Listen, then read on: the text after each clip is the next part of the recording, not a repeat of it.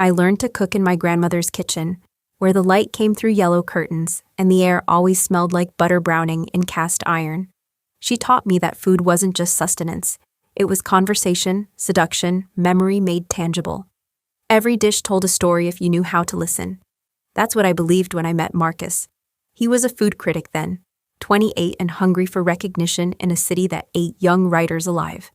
I was 26, working the line at a bistro in the West Village, my hands perpetually burned, my chef's whites perpetually stained with the evidence of my ambition. He came in on a Tuesday. I remember because Tuesdays were when we tested new menu items, when the kitchen felt like a laboratory of possibility. He ordered everything, tasted everything, wrote about the duck confit in language that made people weep. He didn't write about me, not then, but he came back. We built our life in restaurant kitchens and late-night diners, in farmers' markets, where we'd argue about heirloom tomatoes, in bed where the sheets smelled like garlic and rosemary because I could never quite wash the kitchen out of my skin. He said he loved that about me, the way I carried my craft everywhere, the way I tasted the air and knew what was missing. "You're going to be extraordinary," he'd whisper against my collarbone. "You're going to own this city," I believed him. We planned it together, the restaurant. Ember, we'd call it. Clean lines, seasonal menus, a wine list that told stories. I'd cook, he'd write. We'd build something that mattered, something that lasted. I saved everything, tips, birthday money, the small inheritance my grandmother left me when she died. I kept it all in a separate account, watching the number grow with the same attention I gave to a reducing sauce. Patient, faithful, certain. Marcus had ideas. Marcus always had ideas. "You need to think bigger," he'd say, scrolling through his phone at breakfast, while I hand-whisked eggs because the texture mattered. "A food truck first, build buzz, then the restaurant." "A food truck?" I'd stopped whisking. "It's smart. Low overhead, mobile marketing. You build a following before you ever sign a lease." He looked up then, his smile easy and confident. "Trust me, I know this industry," so I trusted him. I liquidated my savings, bought a used truck, painted it the color of burnt sienna because Marcus said it photographed well. I built a menu around the dishes that had always felt like home, my grandmother's recipes, reimagined. Short rib tacos with pickled fennel, miso maple glazed salmon bowls, cardamom panna cotta in small glass jars. Marcus helped me name it, Ember Street Kitchen. He said it sounded aspirational. The first 6 months were brutal. I parked in different neighborhoods every day, chasing foot traffic and food truck festivals. My hands cramped from chopping, my back ached from standing, my face hurt from smiling at customers who sometimes bought nothing and often complained about the prices. "You're not charging enough," Marcus would say, but he said it the way you'd comment on weather, observational, detached. He'd stopped coming to the truck after the first month. "Too busy," he said. Deadlines, meetings, the kind of professional obligations that mattered in ways my 14-hour days apparently didn't. I'd come home at midnight to find him on the couch, laptop glowing, wine glass empty beside him. He'd look up and ask how it went with the same tone you'd use for a child's art project. Kind but fundamentally uninterested. "Fine," I'd say, because I was too tired to explain that fine meant $300 in sales after food costs, gas, and the parking ticket I'd gotten, because I'd been 60 seconds late moving the truck.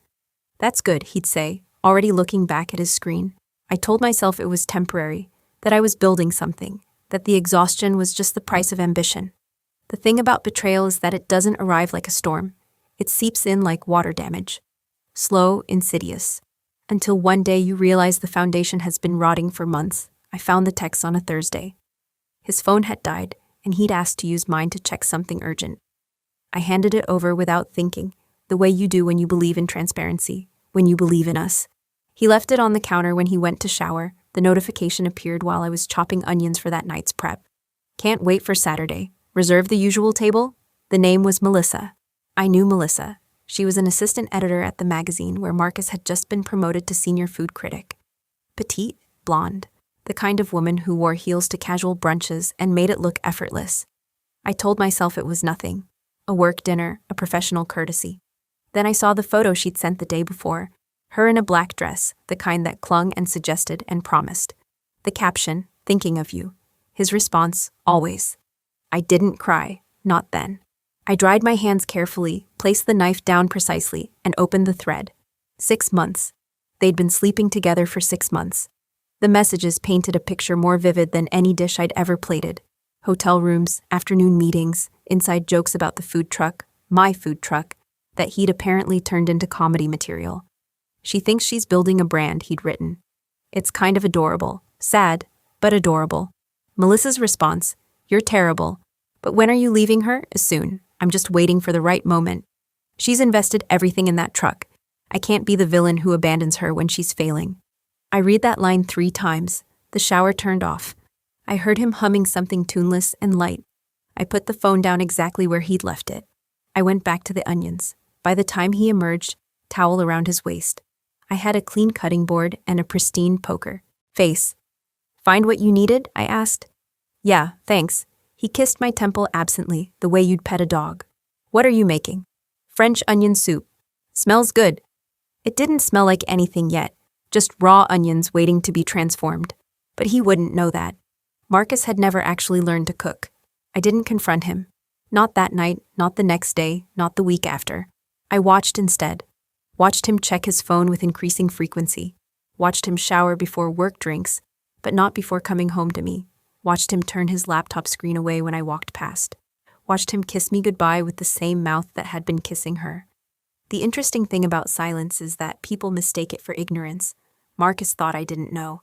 That made him careless. He started coming home later.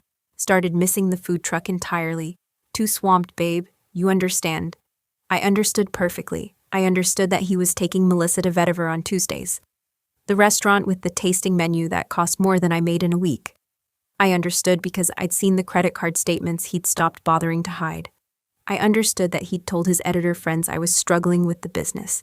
That he was supportive, but worried. That it was hard watching someone you love fail.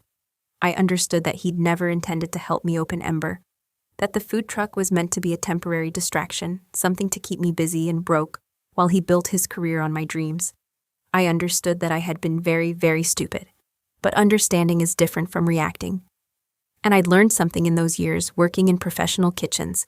The best cooking happens at a controlled temperature. Too hot and everything burns.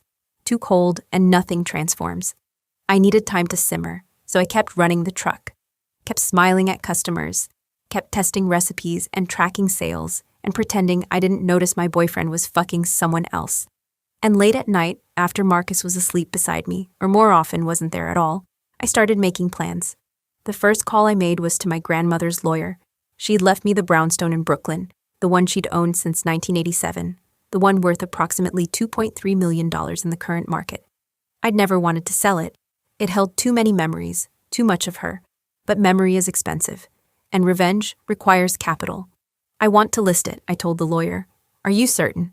I looked at Marcus's empty side of the bed, at the indent in the pillow where his head should have been. Completely. The brownstone sold in 3 weeks, multiple offers, bidding war. I accepted the highest one and felt nothing except the pleasant weight of a number in my account. The second call was to Marcus's friend, the one who owned a struggling restaurant in Tribeca, the one Marcus always talked about with pity. I heard you're looking for investors, I said. We met for coffee. I wore jeans and an old sweater, kept my voice soft and uncertain, played the part of a failed food truck owner desperate